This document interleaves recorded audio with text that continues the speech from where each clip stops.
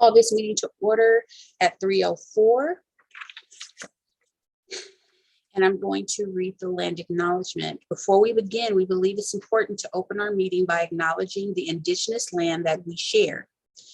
Pasadena City College is a learning community within the indigenous homelands of the people who have been known as the Gabrielinos, Band of Mission Indians of the Shi'ikuanga Village and Quiche Nation. We acknowledge the painful history of genocide and forced removal from this land on which we gather. We honor all indigenous people, past, present, and future, and their continued survival and contributions to our society. We also honor the legacy of the African diaspora and recognize that this country would not exist without the free and slave labor of Black people. We share these acknowledgements to raise awareness about histories that are too often erased or forgotten, to recognize our place in this history, and to affirm our commitment to social justice, systemic change, and anti-racism. Okay. So, Professor Walker, was there any public comment? Not sent to my email directly, no. Okay. So no public comment. I am looking for a motion to approve the minutes. Do I have a motion?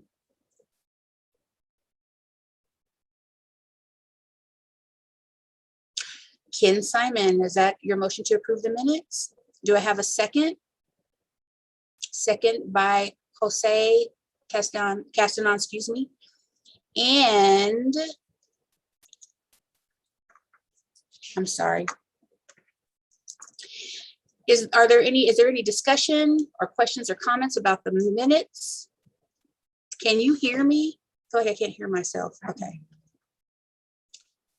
Questions, comments, or discussion about the minutes? Seeing none, I would like to approve these minutes by unanimous consent. Are there any objections to that? Seeing none, the minutes are approved by unanimous consent. Okay, and now we're on to our constituency reports. Do we have a report from Faculty Association? I see Mark here. Hi, Mark. Hi. You're Very up. short report. Very short report. Got a general meeting coming up on November 18th. And then we have a reps council meeting on the 23rd. Both of those are at noon. And then the final general meeting of the semester on December 2nd. We are meeting with the district this week to talk about a couple different issues. Hopefully the spring reopen and some issues in ESL. And that is about all. Okay, thank you very much. Do we have a report from adjunct faculty? Yes, the Adjunct Faculty Issues Committee will be meeting again next week. We are currently discussing some APs that we hope to bring for further discussion in the Senate. Thank you. Thank you. Do we have a report from the classified Senate?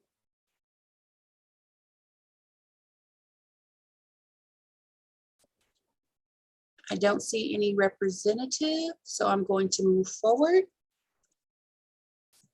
Do we have a report from the Associated Students? Hello. Hello, how are you? Happy Monday. Good, thank you. So we have some events planned for this month. There'll be a movie night this Friday, November 12th, featuring the Lorax. We have food for students who wish to attend. And also on next Friday, November 19th, over Zoom, there'll be an alumni PCC transfer panel for students to understand like the transition experiences from PCC to four universities. And also on November 19th, there is a personal budgeting panel event, and all students are invited to attend. They're going to be learning about personal finance, which is really important for students to know. And also there is a Native American reading group this month as well. However, I'm not sure when this event is taking place at the moment. I would really encourage you guys to help publicize these events so that students can be involved in campus life as we transition back to in-person. And that is the end of my report. Thank you. Thank you so much. And now do we have, Gina, a- I'm sorry. yes, Can I ask Oh, Eugene sure, a go quick ahead. question? Eugene, are you there? Yes. Okay, what's the best information to give students? So are you on the calendar on the website or social media? How is the best way to advertise these events to students? Yeah, so on the Instagram page, my ASPCC, we have all of the publicity and the posters and everything on their page. So if you can just tell them to check out that Instagram page, it would be great. And I'll put the account name on the chat below. Perfect. Thank you so much. thank you, Eugene. Okay, are there any other questions for associated students? Okay. Now, do we have a report from the Administration Management Association?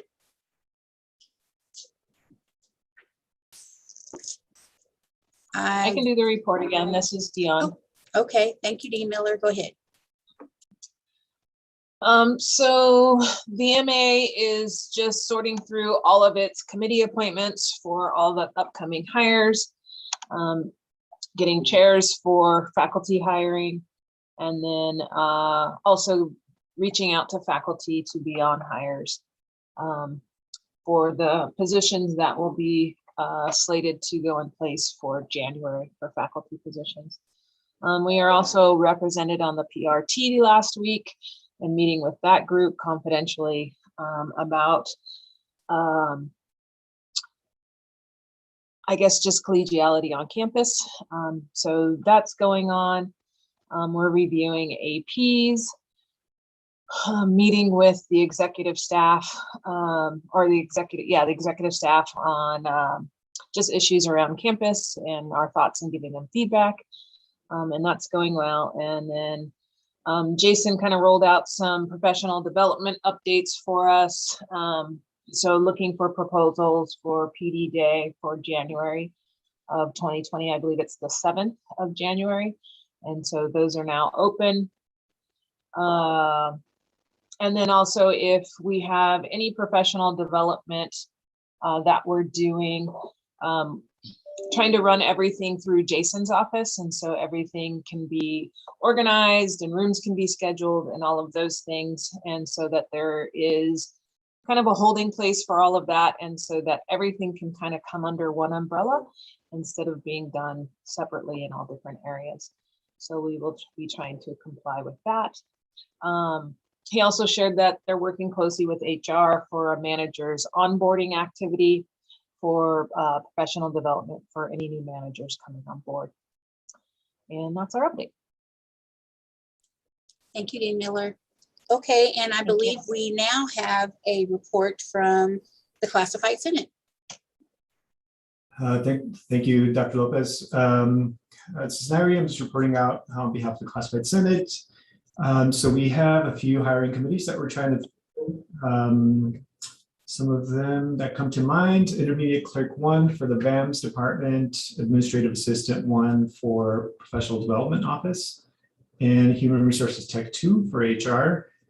So if you know of any classified professionals that would be interested or would be in these roles, or if you know of these are being flown in the public as well. So if you have any family, friends, colleagues that would fit these roles, please feel free to forward postings to them. And just wanted to mention that we're also promoting an event that our Professional Development Committee is hosting, and I think Nick is going to speak to that a little later on. It's an event that helps classified associates become facilitators for Professional Development Day. So please encourage your colleagues to partake. And again, Nick's going to present some more information about that later on. That's it. That's all I got to report. Thank you so much. Thank you so much, Yuri. Okay, so now we're on to our Academic Senate Officers Report, starting with my report. Because we are also working with professional development, I'm going to yield some of my time to Nick Hatch, who's going to talk to you about the new workshop process. So Nick, take it away. Thank you, Dr. Lopez. I'm going to share some slides if that's okay. I am Yes. Nick Hatch, right? I teach in nutrition kinesiology. I'm a faculty member, but I also have some reassigned time as the Flex program coordinator. And just so we're all on the same page about that, right? We have kind of professional development, right? That's Jason Robinson up here. And there's a lot of stuff right, that happens in professional development. Why is the Flex program is a California Community College system-wide program, right? That defines, right, kind of how we take care of our professional development obligation, right, within the context of larger professional development, right? And so it's kind of on that note that I'm here to present specifically about the Flex program. And, right, so what I want to talk about is how the PD office, right, with whom I work very closely, can help with those off-campus workshops, right? So Nair and I just came from one that we did for classified staff, and that one was created and registered through the Vision Resource Center, right? And as Dion mentioned, right, one of the things that we're doing right now is trying to get folks really to channel all of their professional learning through the PD office because there's a lot of support that we can provide, right? And it also increases adoption of Vision Resource Center, which is the tool that we use to kind of document for faculty what professional development they have engaged in. But it's larger than that, right? It can hold a lot more than just kind of what that obligation is. And so, right, there are a few reasons, right, that we're kind of doing this promo right now. One of them is just that consistent experience across the campus, right? And the ask is really that you all go to your constituents and kind of keep pushing this idea of the Vision Resource Center and the fact that we should be using that for all this professional learning, right? Because when you have folks who are, they use an Eventbrite to register for this one and they use the Vision Resource Center on PD day, and then, maybe they do another one, it's just a Zoom registration. There's and as far as advertising goes, right, sometimes you hear about it through Inside Outside PCC, maybe you see it on a workshop calendar, maybe you see it in an email, who knows who that email came from, right? So there's a lot of just kind of, it doesn't seem like a very coordinated program, right, when folks are finding their way to professional learning wherever it's happening on our campus through a lot of different avenues, right? And so we're really trying to push this idea that if you're going to do some professional learning and you'll go to the PD office first, right, then we can not only make sure, right, that experience is similar, but I can also, right, I will know about things so that I can make sure that that they fall within, the Flex eligible things, right, are documented appropriately for faculty members who have an obligation. Right? It also helps with facilitator recruitment, right? So for PD days in particular, which is the bulk of kind of the Flex part of the program, right? A lot of times, we depend in large part on people who will facilitate workshops. And we feel like there may be a lot of people out there who want to facilitate something, who have stuff that they could facilitate, but they don't really know what the process is. They don't know how to get there, right? And so again, by kind of sharing with people in your divisions, right, that there is a process and funneling people onto the PD office, right, we can help, right, kind of help them with booking the space, right, with setting it up in the Vision Resource Center and running that registration, making sure that attendance is captured and the workshop is promoted. We can make sure it gets in the Inside Outside. We can put it in our new newsletter.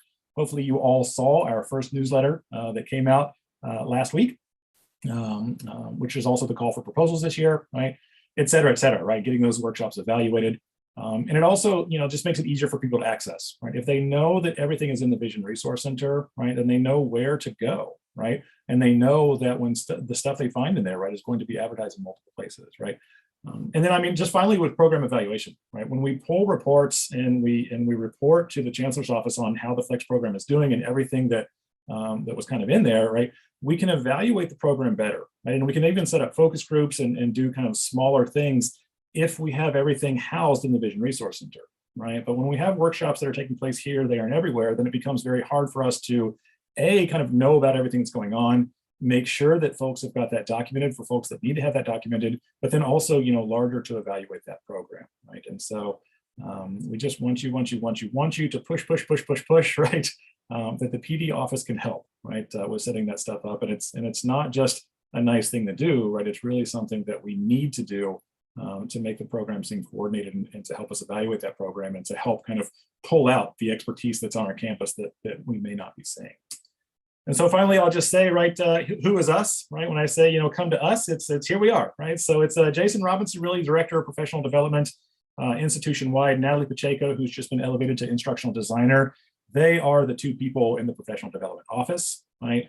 I'm the faculty coordinator down here who's just trying to make sure that with regard to the system-wide Flex program, right, the professional learning that's already happened, right, gets folded in there and we know about it. We can help people get that documented for those purposes. And then I linked Natalie's face because she's really the one who's on the other side, but I linked her face to the homepage, which we're currently working on for professional development, right? So if you go to the PCC website, you just punch in professional development, you'll land here. You'll know you're in the right place because there's Jason Robinson, our very own, right?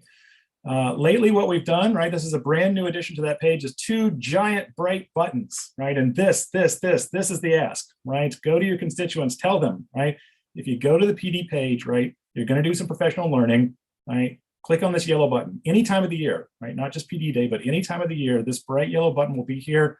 You click on that, it takes you to a form, and Natalie receives that, and she can set up that registration. She can help you find a room if you need to, right? We can get all those details submitted, right? So anybody that wants to do professional learning, even if you're not really sure what you're doing counts as professional learning, right? Natalie and I have office hours every Wednesday. If you log into the Vision Resource Center, you'll find the information for the time and the Zoom link. I'm also here in my office. And you can come and you can ask us, you know, I want to do this thing. Does it count as professional learning? Is it flex eligible, right? And we can answer those during office hours.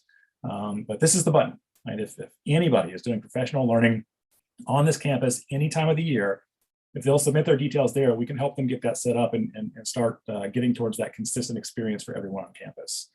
This additional red button is specifically for PD Day, right? We're planning for spring PD Day. It's coming up soon, right? So we're collecting proposals right now specifically for that. And that's why we have this extra button here in red. And so that was linked in the newsletter that we sent out last week, and we'll of course be sending out reminders. But again, push your divisions, right? Submit proposals for PD Day, right? Because we don't have stuff on PD Day unless people facilitate stuff on PD Day, right? So let's, if there's somebody out there that's got that expertise that you think needs to be shared, tell them about these buttons right there on the page. And I am done. Thank you, Dr. Lopez. Thank you, Dr. Hatch. We appreciate that. Okay, and I see some hands for you, so please don't leave too quickly. Right. First we have John. John, go ahead. Hi, Nick. Thank you. What if the program or event we want to run is completely discipline specific? Do you like, you know, if it's just about composition studies, would I still want to run that through the Vision Resource Center? Absolutely, because your faculty members who go and learn about composition, right, that's still a flex eligible thing. So they still want to document it, right? So even if it's discipline specific, you know, it may not be something you want to do on PD Day, right? It may not be something that you want to advertise campus wide, right? But we still want to set it up in the Vision Resource Center. We still want to get your folks to register through the Vision Resource Center so they can get it documented. And we still want to figure out the best way to advertise it within the discipline, right? So we can, you know, we don't have to push something out campus wide. Maybe it doesn't go in inside outside PCC, right? But we can still push something through the Vision Resource Center just to your division, right? Or you can do kind of your own personal thing on the side if you want to, you know, you have a small group of people you want to let know. But I mean, ultimately, right, if it's done on campus and it's a flex activity, then we want it in the Vision Resource Center regardless. Okay, thanks. Sure. Okay, next we have Dr. Francoso. Hey, Dr. Hatch, good to see you. Thanks for organizing this and letting us know about this process. That's really, really helpful. Just a quick question. Can you put the link for the PD development page in the chat so I can share that link with all of my colleagues? Sure can. Thank you, Dr. Hatch. Yeah, good to see you as always. Let me unmute. You were unmuted and then you muted again. Oh, can you hear me? Yeah, you can. Oh, because on my computer is still saying that I'm muted. Sorry. We're not going to do this today.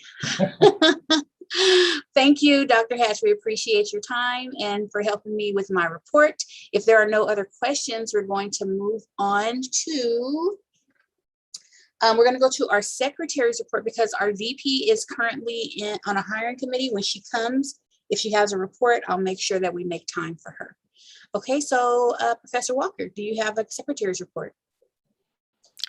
I do have a small report, and that is something that we're going to be looking at today in our meeting, which is our liberatory outcomes that we have been taking to several meetings. We've shared in a lot of different areas, and we'll talk more about that. But just so you know, we're working to make sure that Academic Senate is stepping beyond our walls and going into other committees as well to make sure we can make an effective change on campus as Academic Senate.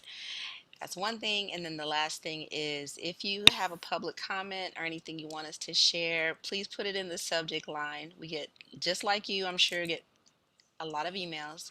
It would be great if you could, in your subject area, put public comment. And that would help a lot. That's it.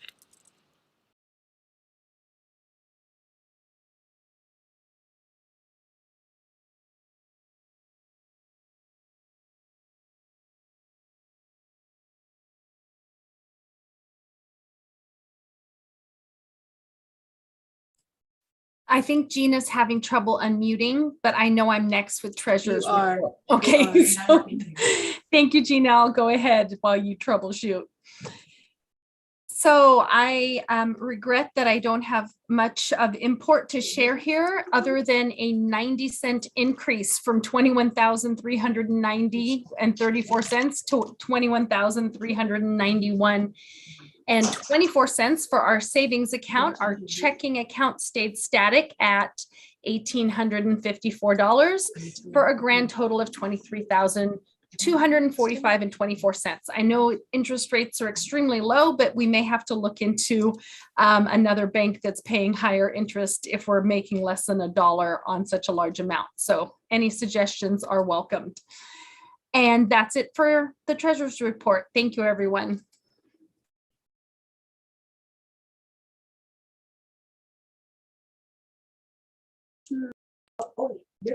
Can you hear me? Okay, so I'm going to have to log out and log back in. So I'm going to make Professor Walker the host. But before I do that, we're going to move on to item G, which is old business. Jesse, I think I saw you in. I'm here. Okay, so I'm just going to miss a little bit of it, but I'll be right back. So you go ahead and take the floor.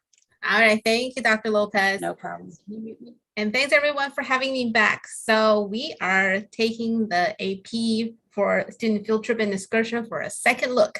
So there are a few suggestions from last time that I went ahead and incorporated into the version that was included in board doc for this meeting. So I'm just going ahead and highlight those changes. So on page 2, under A, B, we went ahead and incorporated a clarification language to make it more clear.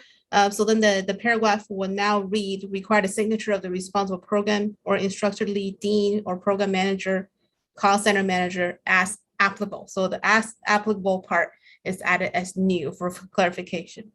And then also the bullet below for C, require the approval and signature of the area by assistant superintendent president.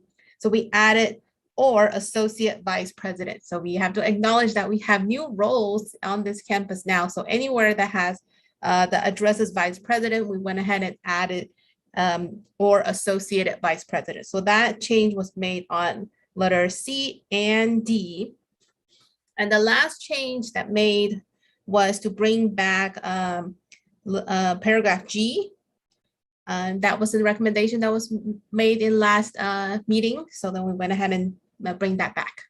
So that was all the changes that we made. So I'll take on any other questions or recommendations if there's any. Yeah, see. Yes, Professor Guerrero. I'm sorry, coming to this just a little bit late in terms of, because I come to these meetings late from my chamber singers class. But this particular proposal here impacts the division I work in, performing arts, probably more than any other division except maybe athletics, because all of our ensembles, the marching band, the jazz ensembles, the choirs, you know, we take trips all over the place. We haven't during COVID. So can you, and again, I apologize, 1F in terms of not allowing the students anymore to do any driving. Can you kind of clarify all of that for me? And then also, if that's still true, the reasoning for all of that. Sure, no problem. So we shared last time the reasoning behind removing letter F is because we received clarification from our insurance provider that allowing students to drive each other or allowing staff members to drive with students actually had some unintended consequences as far as liability wise to the driver. So our insurance for the district covers the driver and any damages for the driver if in the event that we're going to the field trip for district business, but it does not cover the damages for the passenger. So if the passenger would have to claim the driver's insurance for any type of damages or injuries that they suffer as a result of an accident. So we just wanted to remove that liability from the driver. I'm pretty sure that when the driver went ahead and agreed to drive their fellow student or drive a student, if it's a faculty member or a staff member, they probably didn't realize that that was the unintended consequence that they signed up for. So instead we put in the language to contract with district vehicle. We do have a transportation services, and transportation services, we have a fleet of vehicles that will be able to arrange for field trips. If the group is larger than what our vehicle can provide, we can also have contract out to other transportation providers. So that's the main reason why we removed that sentence. Okay, I see Professor Wilbur. Now, is this for field trips that begin and end on campus, or is this as well for field trips that meet out in the field? So this would be applied to any required field trip for a course or an athletic event. So any type of district required field trip. Required being something that shows up in the course description of non-field trip classes, including those that are within field trip classes. So for example, like a regular class, if you're going to meet at Eaton Canyon, or if you're going to meet at, the Arroyo Seco for a single day's meeting, does that include that transportation point? So we're trying to make this more inclusive and coming from an angle that's protective of building equity for the students that may not be able to transfer themselves into off-campus field trip, or also from a liability standpoint to provide coverage for our faculty member or staff member, also our students that are participating in these field trips. So it would be applicable for any required field trip that like written in the course of catalog that this course has a field trip component. So any type of course that has that piece in there would be applicable for this. Including those field trips for which public transportation can be taken as a viable option? So we'll probably need to explore that more, because if there are field trip activity that are not written into the program that we're not aware of, then that may be a conversation we need to have. I'm not being sneaky. I'm just thinking of every angle. I'm from the geology department. We run field trips, and some of the field trip possibilities, I haven't run one, but it is possible to run a field trip via the Gold Line. There's plenty of urban geology that's readily available that wouldn't require use of district vehicles. I see. Okay, so the intent is really to provide coverage and provide equity solution for the students and our faculty member. So if there's if that field trip option or thought process comes up in the future, maybe we can have a conversation to kind of sort out the specific of how we can accomplish that. So is that to say that I might push now to have this come to a vote at a future meeting so we can continue this discussion? And I also have a second question if there's time. Which is going to have to wait for a moment because you asked a number of questions. So I need to get to the other people who have questions. I'll leave my hand up and I'll wait my turn for a second. That's fine.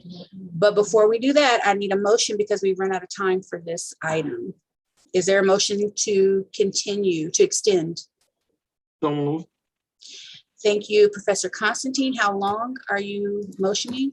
By 5 minutes. Thank you. Is there a second? I'll say Professor Francoso. Thank you. Is there any discussion? Any objections? Okay. Then can we extend this by 5 minutes by unanimous consent?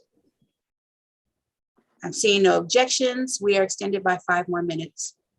Is that, you do not want to extend this by unanimous consent?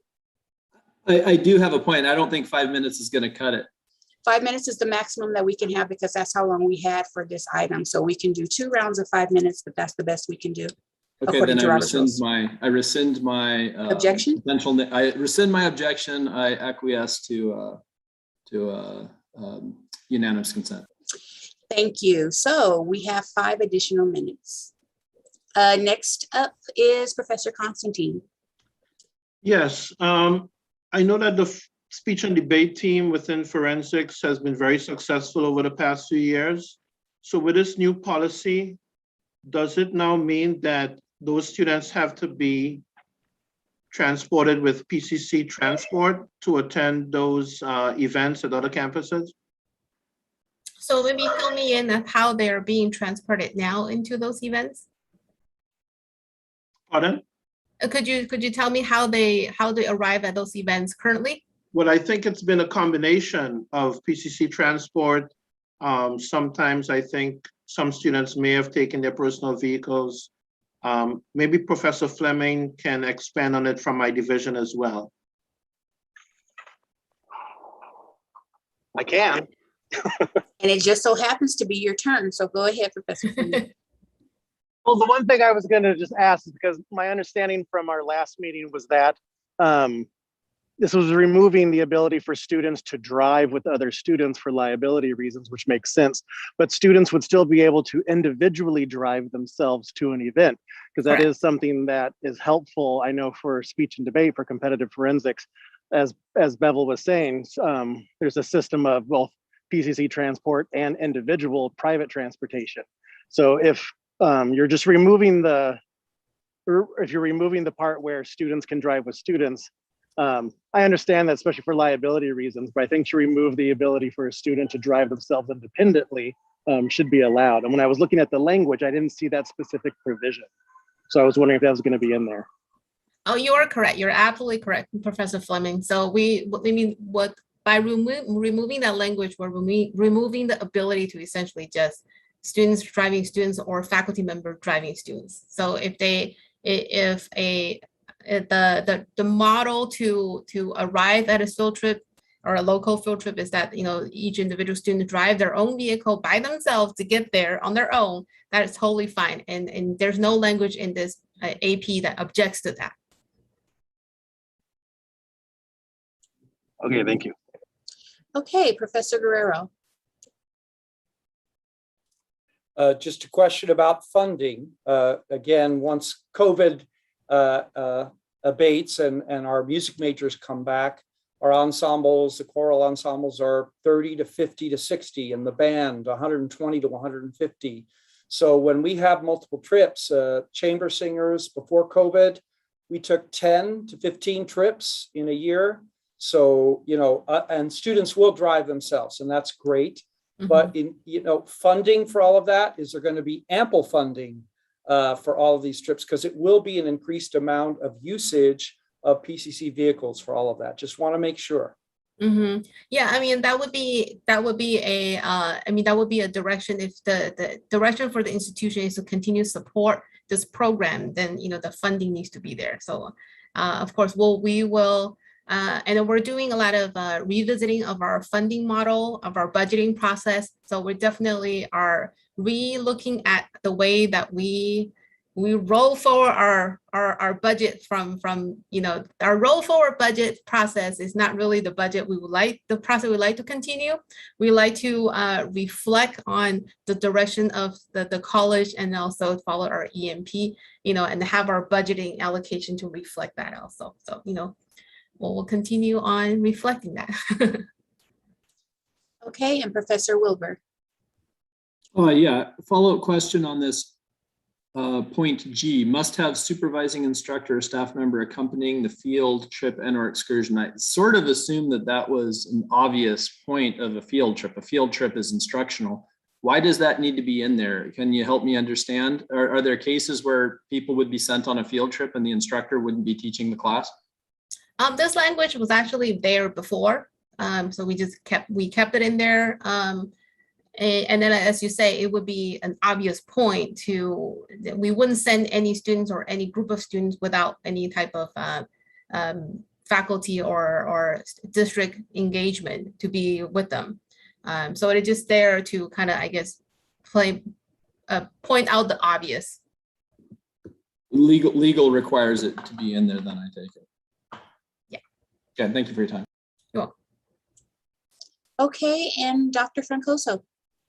Hi, sorry, just a quick question. So what if, so I know CORE goes on, well, before pre-COVID, we used to go on field trips for a whole weekend up to, say, Santa Barbara for retreats, and we would take 10 to 15 students. Is the district going to drive us all for the weekend, or how would that work?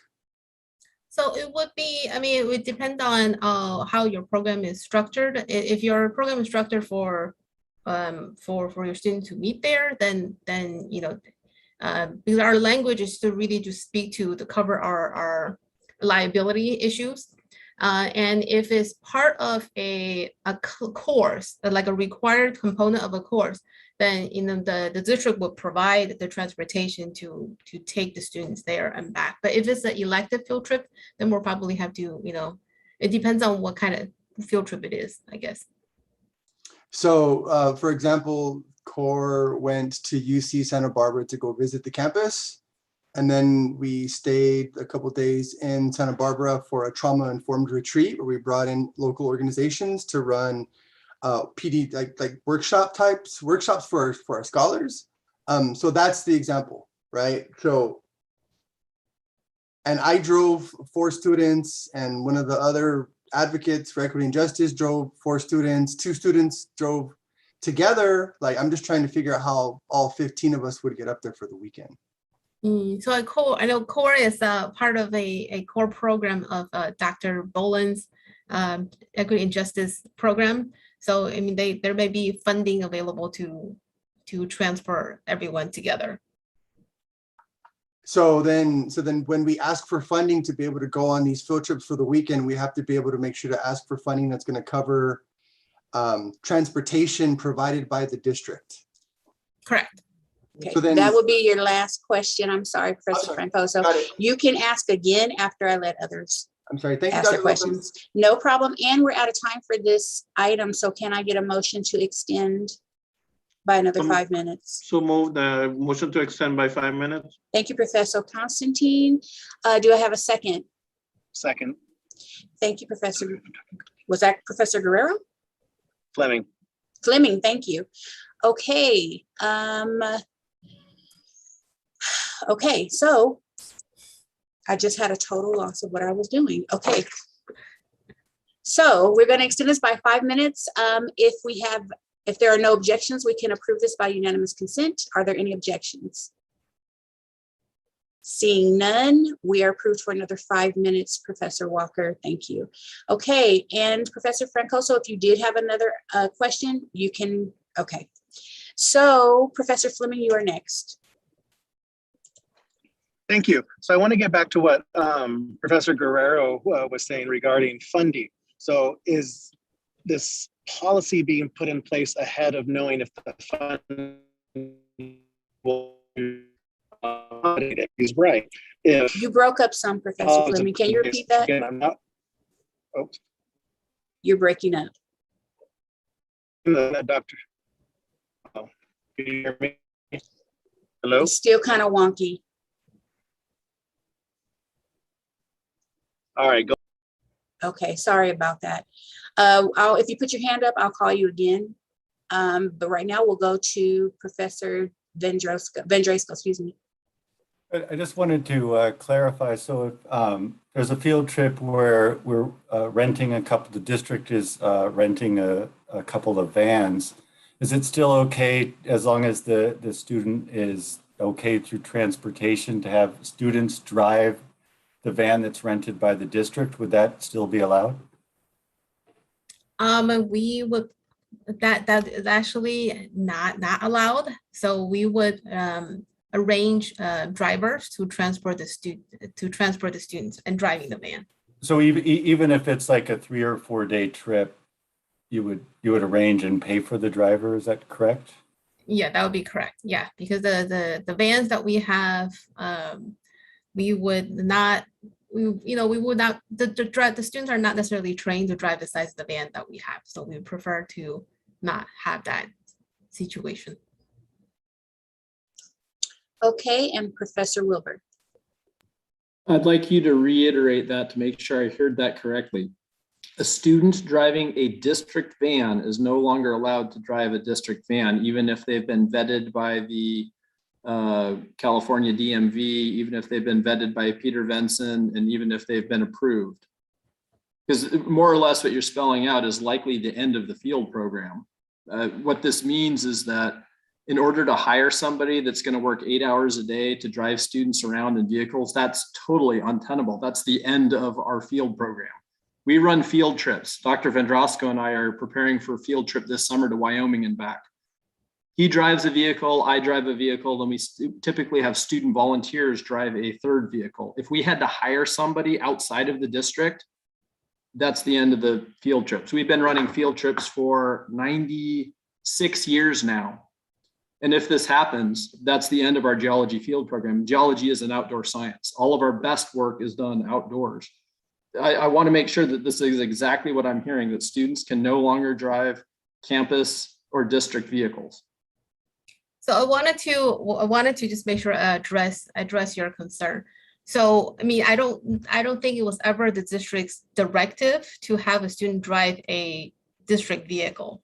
And the intent of the language we're changing in this AP, I mean, the AP itself never addressed allowing a student to drive a district vehicle. Like this AP, even in its original form, never addressed that. And so what the changes we're making to the language here is really just addressing concerns that arises from a insurance and liability standpoint. So, I mean, we're not doing anything to impede any program, or the intention is not to take away any program or make it impossible to operate. I mean, it may not operate in its existing way, but we can always come back to and have a discussion on how we can support your program in a different way. It's either it's just supported or it isn't. I don't know how you can come up with a different way. I just came back from a field trip to Arizona. We drove 8 hours to get back from the Grand Canyon. It's the most enriching experience. There's no better geological classroom in the entire world than the Grand Canyon, but it's an 8-hour drive back. We aren't going to be able to hire somebody to be able to do that work. And the policy that's changing now, we've been doing that for at least 30 years that I've been aware of, and at least 15 years since I've been here, that we've had students volunteer, again, vetted by the DMV to be able to drive campus vehicles. And without that, we aren't going to be able to run our program anymore. So in a matter of discussion, maybe I need to sit down with you in your office and we need to be able to talk this out, because this has far-reaching consequences. This isn't just sneaking off to Santa Barbara for a weekend. This is a full 2-week field trip program. Again, that's part of our curriculum, part of transfer units. This is part of what we do. And changing these rules makes it impossible for us to do the work that we've been doing here at PCC for 96 years. Yeah, and then again, Professor Webble, I'll be love to have a conversation with you, and then we can brainstorm what we can do to support your program. But I just wanted to reiterate that the changes in language here really does not impede any program. We're just wanting to install some coverage for our liabilities, and also coverage for our folks that are involved in the program, students, faculty member, staff member alike. So that's only the intent of the change of the language here. But it makes it impossible for us to teach our classes. We've actually run out of time for this item, as well as extension. So Jesse, you're going to need to come back. I hope that's okay, because we will need to continue this conversation. I don't have any time for questions either, so I apologize for those who had your hands up. So if you're willing to come back, we can put you on our next agenda as well to continue this discussion. Sure. Thank you. I appreciate that. Okay, so now we're going to move on to item H, information items, and we have an update from Student Services with Dr. Olivo. Dr. Olivo, take it away. Hi, everyone. Wow, this is a great meeting. You all are giving amazing feedback, and thank you so much. I do want to remind everyone that we're in the home stretch of this semester with lots to do. And for our students, I did want to mention that it's the last day, and when students want to let us know they're ready to graduate, the last day to petition is the 12th. The last day to drop with a W for 16-week courses is also the 12th. So if you have students who are scrambling to get assistance, please make sure you send them to the L building or to our virtual support center online, and we can help them with these processes. I also wanted to mention that we are going to be providing holiday meal kits, and students can go online right now. And I sent this PowerPoint to the Academic Senate exec to share with all of you, so you can let students in your classes know about holiday meal kits that are available. Can you see this? Okay. Yes. Okay. And we also have some very specific services for our veterans. So if you could please spread the word to veterans, as well as our international students. We're hosting International Thanksgiving on the November 19th. And I wanted to also say congratulations to everyone for working so hard to help our students transfer. We will be honored as a champion of higher education, #1 in the state for awarding of associate degree of transfer to our students. And look at us, we were able to achieve hundreds more awarding of associate degree for transfer to our students. Dr. Olivo, I'm not sure if you had flyers for those two things you just mentioned, but I'm only seeing the holiday meal kit flyer. I don't know if I'm the only one just seeing that. Okay. Can you see it now? I can see college opportunities. Can you see this now? Total associate degrees for Yes. transfer awards, yes. Okay. So we've awarded 2,410, and the next college awarded 1,757. So we are doing an amazing job, and we need to just keep pushing forward. We had the largest growth in the entire state of awarding of associate degree for transfers. You can see here. And relative to the size of our campus, we're number 4th in the state for awarding associate degree for transfers. This year, we're really excited that we are being honored for our equity work in awarding of associate degree for transfers to our Black and Latinx students. And you can see we are 5th in the state for awarding Latinx and Black students our associate degree for transfers.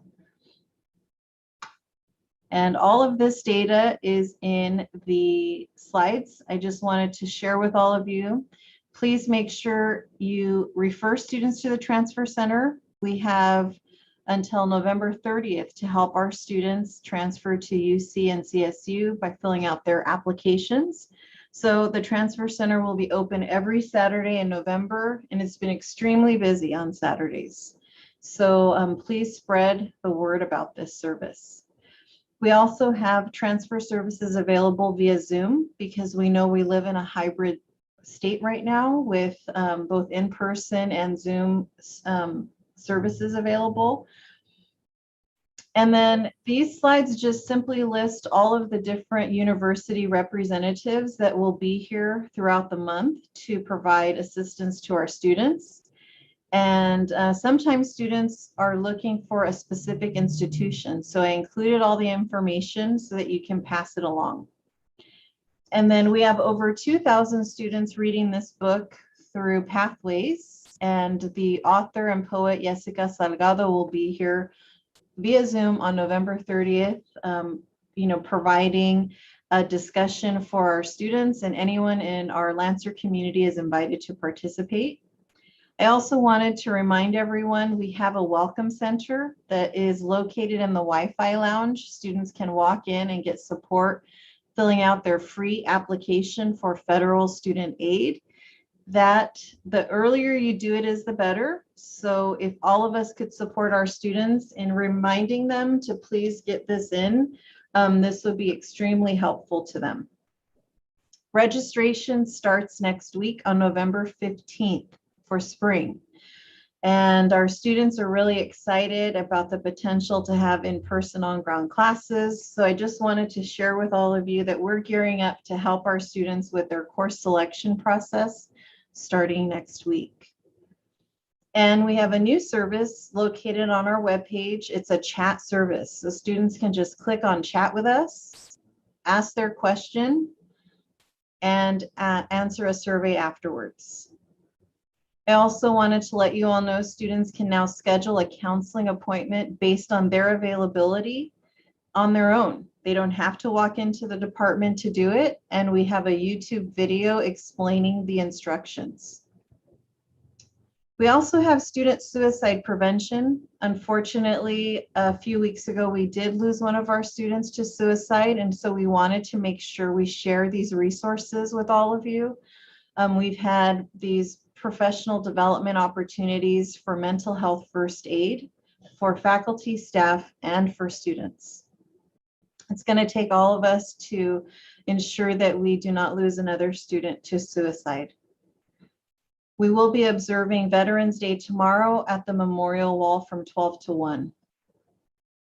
And we have a lot of events happening during this last part of the semester. A shout out to our core program. We are accepting volunteers for our prison education process. And you can also scan the QR code if you're interested in teaching social justice, food justice, nutrition, intro to college, and mindfulness, and more. And then today is the National First Generation College Student Celebration. It occurred a little while ago through our Quest Center. And that's my report for the month. Thank you. Perfect. Time, we just ran out of time too, so thank you, Dr. Olivo. Okay, are there any questions for Dr. Olivo regarding our update? Yes, Professor Tyberg. Hi, Cynthia. I just wanted to know at this time in the semester, what is your recommendation regarding when students kind of drop out of the class, you haven't heard from them like for 2 weeks, and you've reached out to them, you've reached out to their coach. Are you recommending at this point that we drop them and they get the W, or that they take the F? And also, is this a semester when they can get that off their record like it has been the past couple semesters? Yeah, John, I would recommend if you've not referred the student through PCC Connect to do that, so that the student will see they've been referred for service to us. That's one thing. The other is an excuse withdrawal is always available to students. Even beyond the pandemic, students can always request an excuse withdrawal if they're going through some extenuating circumstance. So yes, it is available. I would like the opportunity for my team to reach out to your students who've not been active, so that we can see if there's something going on that we can help with. We've created the process through PCC Connect. And if you've not done the referral, I would recommend that you do it. You can also just send me an email and I can ask the staff to follow up. Thank you. Yep. Any other questions for Dr. Olivo? Okay, thank you, Dr. Olivo. We appreciate your update. So now I have an update for our Faculty Hiring Priorities Committee. We've finalized our ranking list and we sent it to the president. And this is what I'm going to share my screen in just a moment. This is what her final, this is what her final list looked like. Here we go.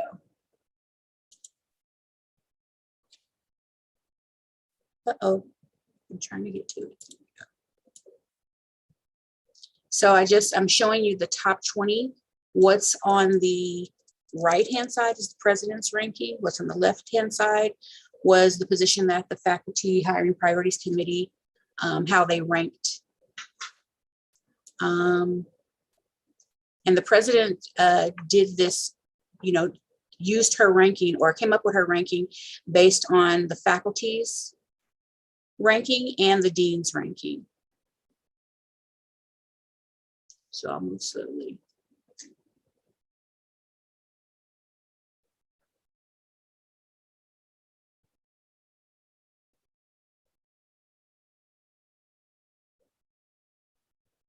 And I can make this smaller so that maybe you can see it all.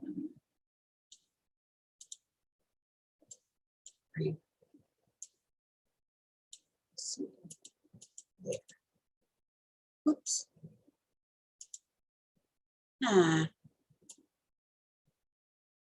Okay.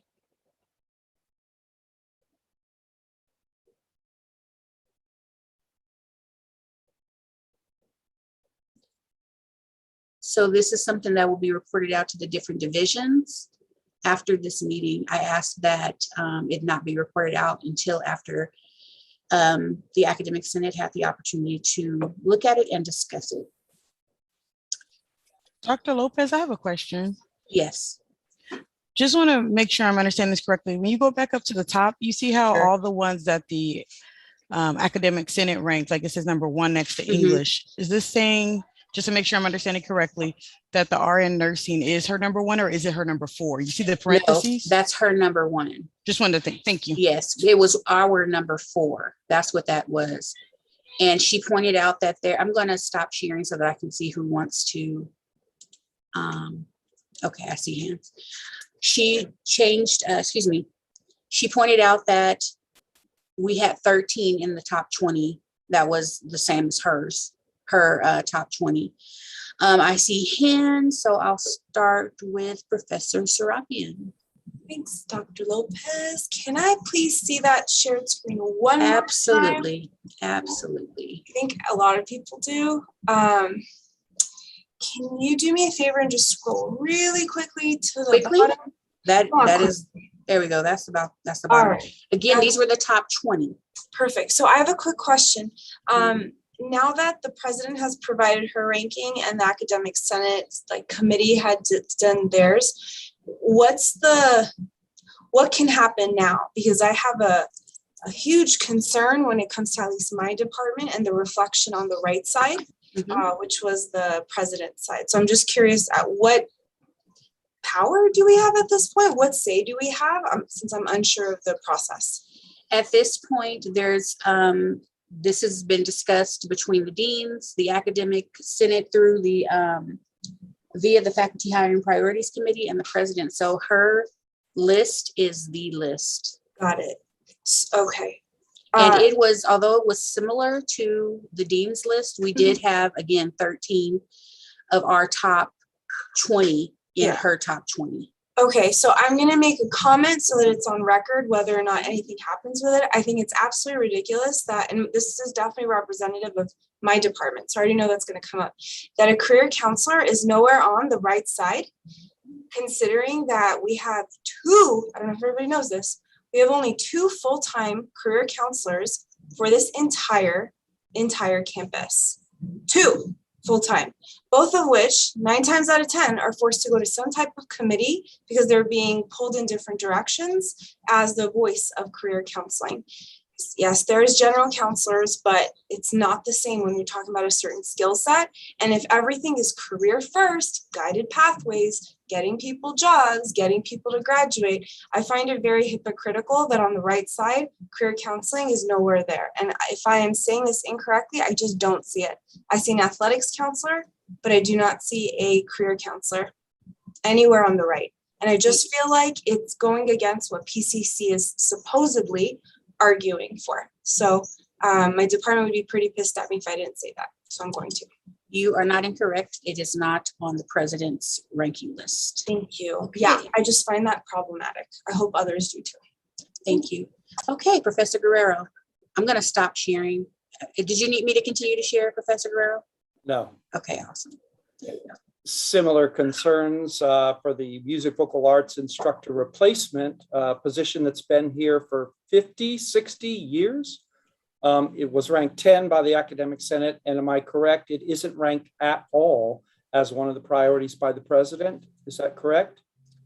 That is correct. So now our vocal music majors have absolutely no faculty to represent them in terms of their work here on campus, in terms of their curricular advancement, and in terms of their transfer. So we have absolutely no guidance at all for any of our vocal arts majors. Is that correct?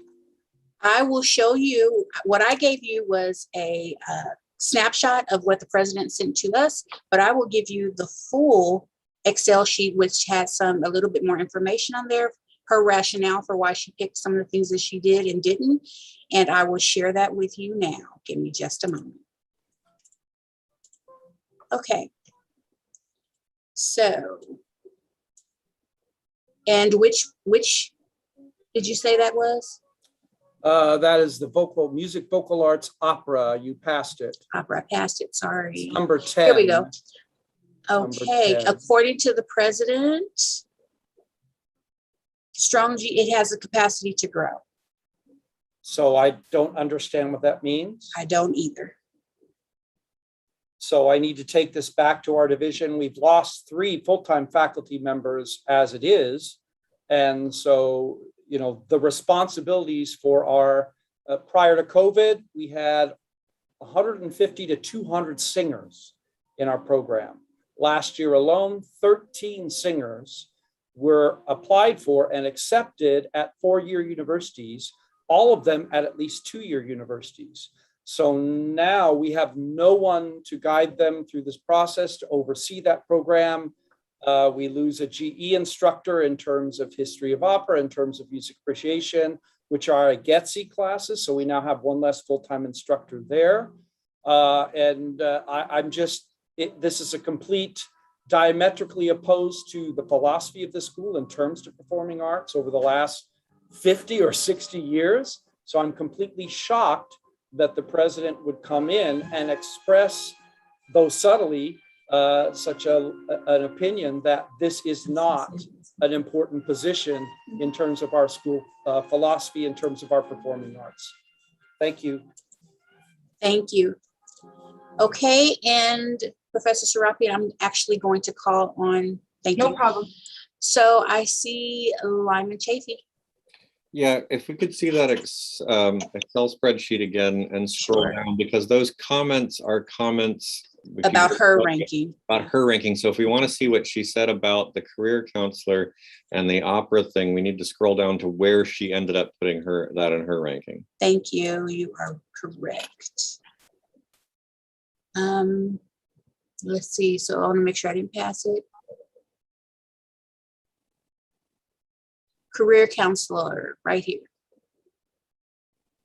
Additional career counseling through Perkins. Again, I do not know what that means. That's general. I'm just showing you what was given to us. Okay, but then we and for opera, there was insufficient demand.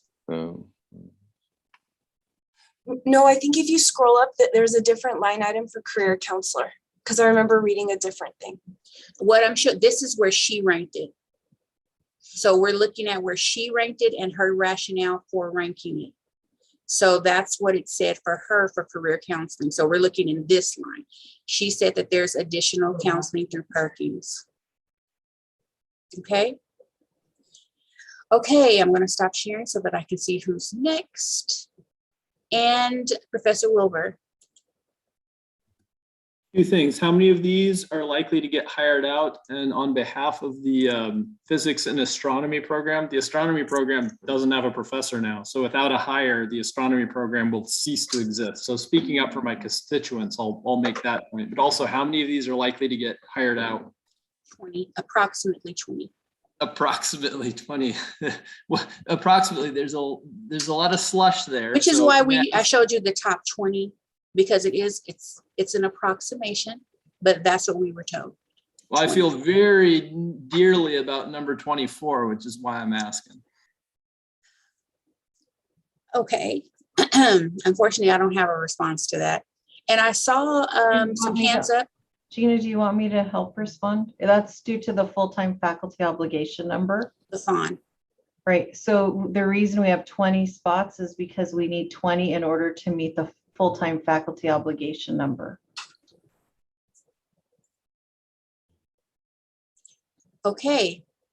I saw hands up and now I see that they are down.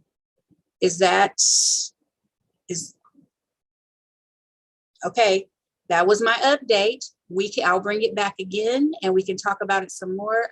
Well, there's Professor Francoso. Go ahead. Just a general comment. I think this whole process reflects on the fact that the institution utilizes part-time lecturers and part-timers to do a majority of what should potentially be full-time work. I know in the career counseling, a number of the folks that CORE utilizes have left because there are no full-time positions over in career counseling. And they are struggling. I think there's one, maybe two part-timers that are still left there. And I know when we try to send our core scholars over there, it takes a minute for them to be able to get any type of response back. But it's just a reflection of the overall process. Yeah, I don't know. Thanks for listening. I do want to say that there are 8 additional positions that were on last year's hiring priority list that will be being hired this year. But 20 was the approximate number that we were given.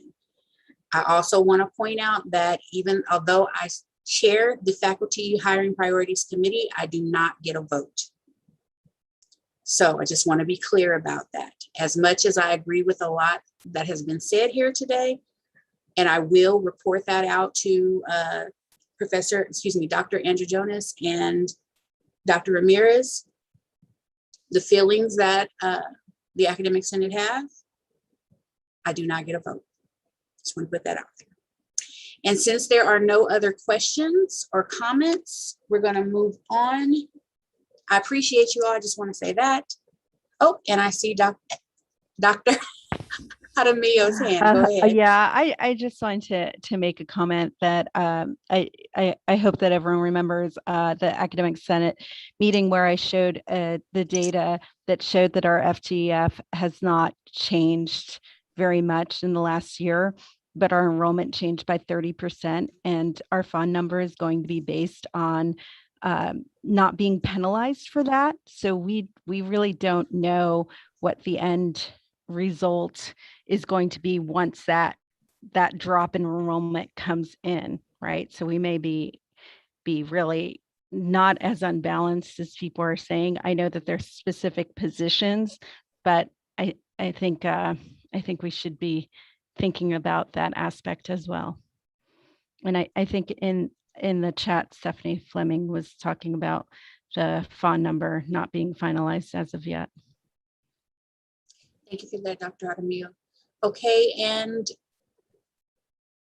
go ahead, Professor Tybert. Thank you. Could you tell me one more time what number English received from the president? I'm sorry, can you say that one more time? Because we've been out of time and I didn't hear the timer. Go ahead. Oh, what number the president gave the English division for her recommendation? Give me just a moment. That's okay.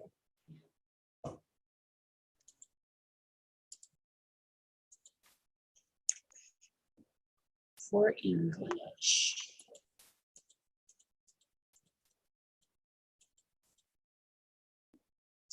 Number 39, looks like, unless I'm reading this wrong. Nope. Scroll up, all the way up.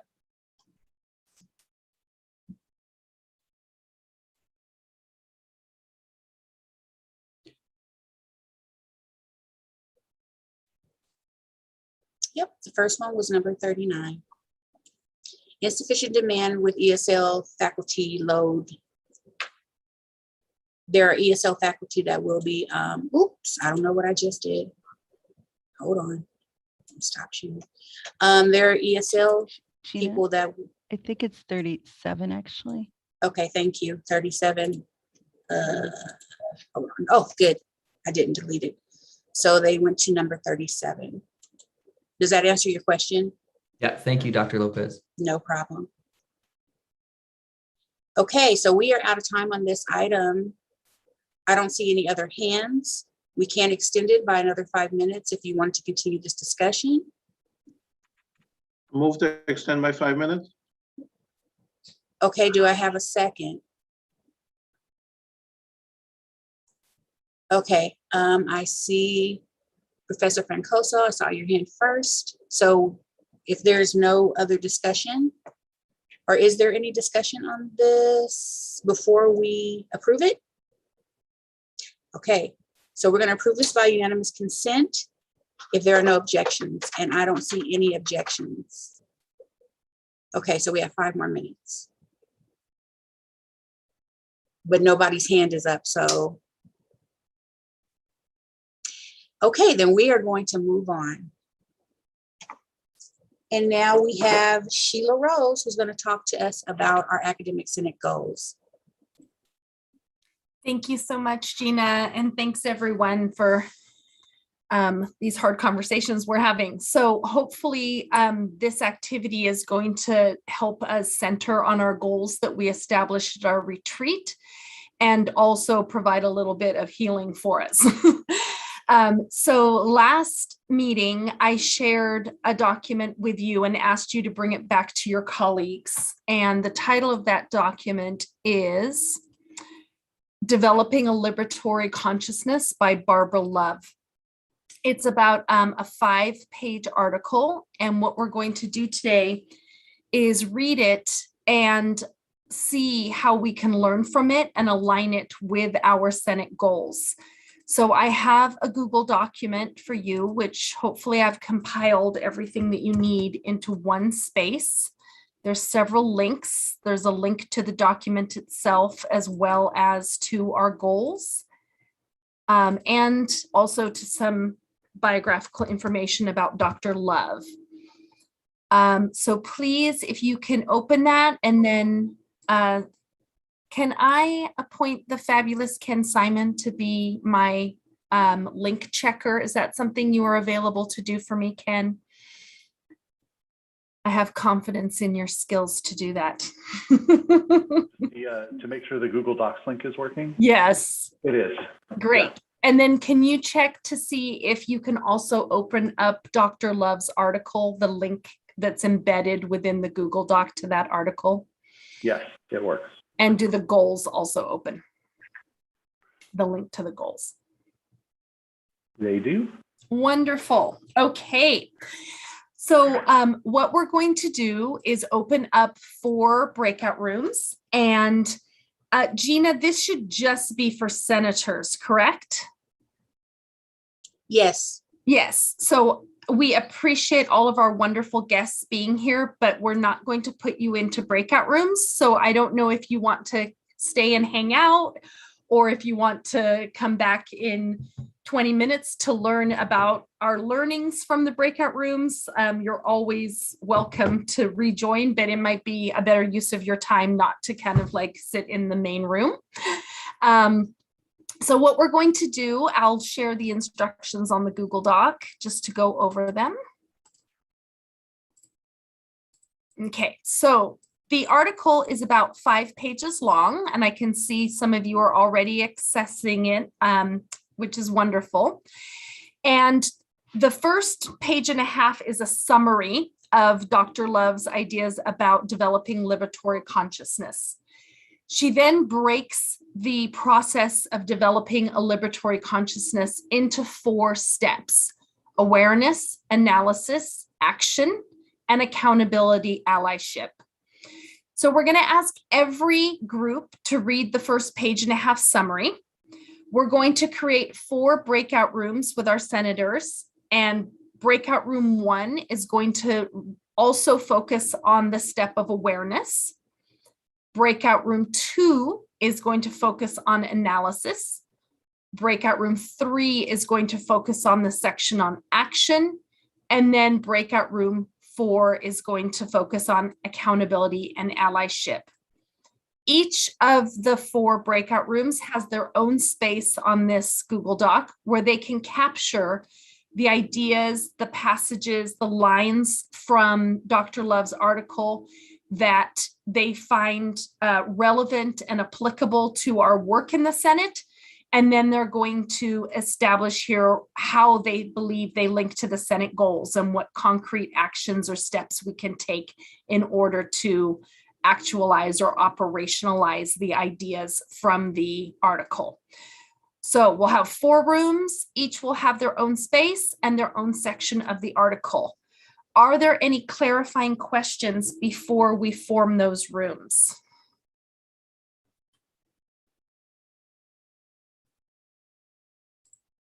Okay, so I'm going to create 4 rooms. I created them for you. Oh, you already did. Okay, wonderful. So we have those rooms created, and then I'm just going to ask our guests who are not senators not to accept the invitation to one of the rooms, and hopefully the numbers will work out. Just a last check on questions. We're all good. Okay, are we ready to head to our rooms and do some reading and then some discussing and then some note taking and picking someone who's going to report out when we come back? Those are your tasks. Okay, awesome. Let's get the rooms open. Thank you.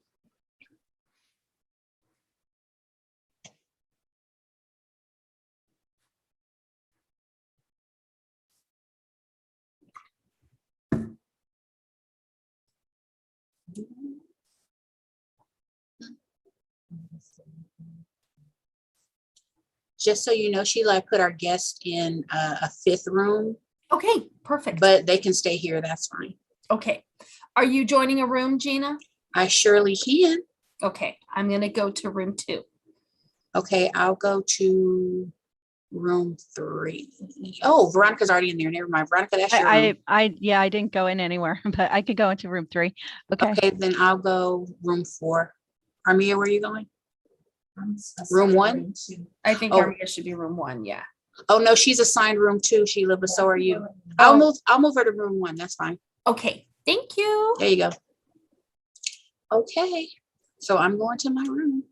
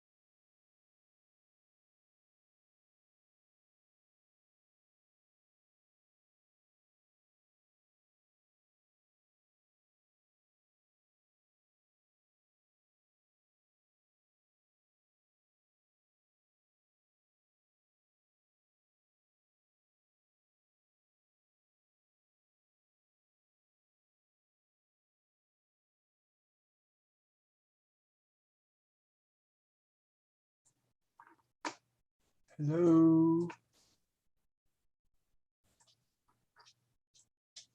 Anybody? Dr. Lopez, Armia.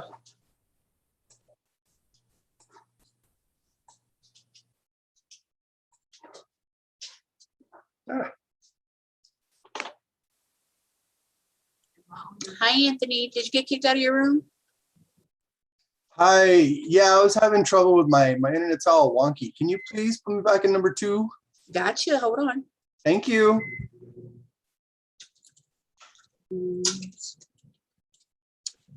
Anthony, move to. Okay, so what I'm gonna do, Anthony, I'm gonna put you in room 3, but don't go. And then I'll Okay. put you back in room 3, okay? Okay, thank you. No problem.